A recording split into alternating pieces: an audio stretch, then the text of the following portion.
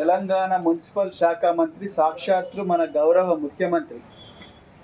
ముఖ్యమంత్రి చేతిలోనే ఖజానా తాళ చేతులు ఉంటాయి.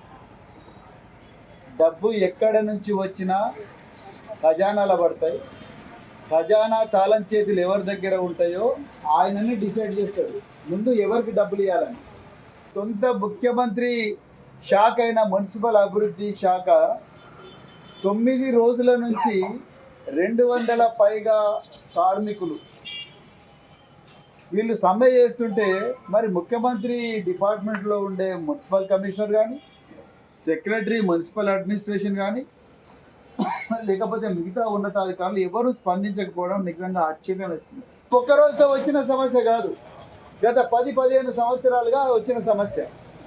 ఇప్పుడు ఈఎస్ఐ పిఎఫ్ కట్టమంటే జనరల్ ఫండ్ నుంచి కట్టమంటున్నారు. జనరల్ ఫండ్ ఎందుకు పెరుగుతలేదు ఎవరైనా ఆలోచించిండ్రా? ఇది ఒక్క రోజులో వచ్చిన సమస్య కాదు, గత 10 సంవత్సరాలుగా వచ్చిన సమస్య. మరి 10 సంవత్సరాలుగా ఇక్కడ రాజకీయాలు చేస్తున్న నాయకులు, ఇక్కడ స్థానిక టౌన్ నాయకులు మున్సిపల్ భూములను వాడుకున్నారు, కానీ మున్సిపాలిటీలను వాడుకున్నారు, మున్సిపల్ కార్మికులతో ఓట్లు గుర్తించుకున్నారు, కానీ ఒక్కడికి కూడా ఈ మున్సిపల్ కార్మికుల జీవితాలను స్పృశించాలి, వాళ్ళు కూడా మన ఇంట్లో ఉండే మనుషులే అన్న ఆలోచన ఒక్కరికన్నా వచ్చిందా? రాలే. నాగేష్ చచ్చిపోతే ఆయన శవాన్ని మోసుకొని ఇక్కడే పెట్టి 6 గంటలు కొట్లాడినాం అందరం. కొట్లాడితే ఆ రోజు దీపక్ తివార్ అనే ఆఫీసరు, అంజయ్ అనే ఆఫీసరు, సబ్ కలెక్టర్ వీళ్ళందరూ వచ్చి ఆ రోజు మనందరి బుద్ధల్ని అంగీకార పత్రం రాసిచ్చిపోయిండు. 15 లక్షలు ఇస్తామని. ఎన్ని లక్షలు వచ్చినాయి బ్రదర్? 5 లక్షలు వచ్చినాయి, ఇంకా 10 లక్షల బకాయి. నేను వరంగల్లో ఉండే పిఎఫ్ కమిషనర్తో మాట్లాడినా, హైదరాబాద్లో ఉండే పిఎఫ్ అధికారులతో మాట్లాడితే చిన్న ప్రాబ్లం ఉంది అన్నారు. చిన్న ప్రాబ్లంకి 1 సంవత్సరం నాగేష్ చచ్చిపోయి, ఒక వినాయక చవితికి చచ్చిపోయిండు, ఇంకో వినాయక చవితి కూడా అయిపోయింది. సంవత్సరం వెళ్ళిపోయింది, 2వ సంవత్సరంలో ఉన్నాం, ఇంకా 10 లక్షల బకాయి ఉంది. ఇంకా 9 మంది కార్మికుల పిఎఫ్ బకాయిలు ఉన్నాయి. ఆ 9 మంది కన్నా ఇప్పియండి బాబు అని కాళ్ళ మీద పడ్డా కూడా కనికరించని పరిస్థితి గౌరవ ముఖ్యమంత్రి గారి డిపార్ట్మెంట్.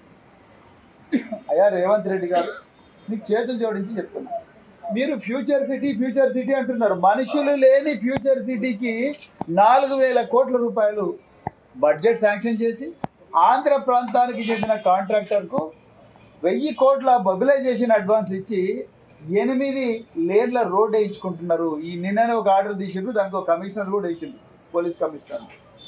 సరే, మీ కళల ప్రపంచంలో మీరుండండి, కానీ మా కాగజాల జీవితాల మీద మన్నెందుకు వస్తారు? నేను ఇలా గౌరవ ముఖ్యమంత్రి గారిని అడుగుతున్నా. వీళ్ళు అడుగుతున్నది కేవలం ఒక 1.5 crores, 1.5 కోటి శాలరీ బకాయిలు, పిఎఫ్ బకాయితో 2 కోట్ల పిఎఫ్ బకాయి, మొత్తం కలిపి 3.5 కోట్లు, 4 కోట్లు ఇస్తే వీళ్ళ సమస్య పరిష్కారం అవుతుంది. 3 లక్షల కోట్ల బడ్జెట్లో 4 కోట్లు ఒక లెక్కన రేవంత్ రెడ్డి గారు, మీరు ఒక్కసారి ఆలోచించండి. ఎందుకంటే ఇక్కడ ఉన్న స్థానిక ఎమ్మెల్యే ఎమ్మెల్సీలకు వాళ్ళకి ఏమి చేత కాదు, తెలిసిపోయింది, ప్రజలందరికీ చాలా క్లియర్గా తెలిసిపోయింది. సో అందుకొరకు మీరే దయచేసి ఈ మున్సిపల్ కార్మికుల సమస్యల మీద స్పందించి 9వ రోజు, 1 కాదు 2 కాదు 9 రోజులు మున్సిపాలిటీలో ఎక్కడి చేత అక్కడే ఉన్నది. మున్సిపాలిటీ భూమిని ఎంతో మంది దుర్మార్గులు ఆక్రమించుకున్నారు. మున్సిపాలిటీ భూమిలో కబ్జాలకు గురైనాయి. మున్సిపాలిటీ భూమిలో ఎన్నో షాపింగ్లు కాంప్లెక్స్ కట్టొచ్చు. మున్సిపాలిటీకి రావాల్సిన కోట్ల బకాయి తీసుకురావచ్చు. ఎందుకు తీసుకురావడం లేదు మీ అధికారులు? ఇవాళ మున్సిపల్ కమిషనర్ గారిని అడిగితే, సార్ కోట్ల రూపాయల బకాయిలు ఉన్నాయి. మరి ఎవరు ఆపిండ్రు? పోలీసు వాళ్ళని తీసుకుపోయి బకాయిలు గుంజొద్దని ఎవరు చెప్పిండ్రు? మున్సిపల్ కమిషనర్కు. ఎన్ఫోర్స్మెంట్ అధికారులు ఎక్కడున్నారు? వాళ్ళందరూ వచ్చి వీళ్ళందరి మీద సీల్ చేస్తాం బిడ్డని కమర్షియల్ ట్యాక్స్ వాళ్ళను, పోలీసు వాళ్ళను, విజిలెన్స్ అండ్ ఎన్ఫోర్స్మెంట్ వాళ్ళని తీసుకుపోయి వాళ్ళ ఇంట్లో ముంగట కూర్చుంటే వాళ్ళు ఇయ్యారా బకాయిలు? మున్సిపల్ ఇక్కడ చూడండి ఎంత ఘోరం అంటే, మున్సిపల్ ఆఫీసులో పనిచేసే ఉద్యోగస్తులకేమో బరాబర్ 1వ తారీఖు జీతాలు వస్తున్నాయి ట్రెజరీ నుంచి.